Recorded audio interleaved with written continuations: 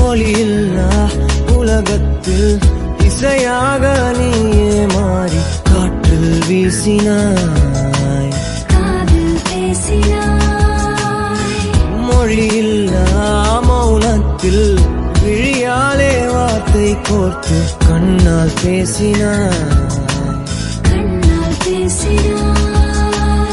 100 ஆண்டு உன்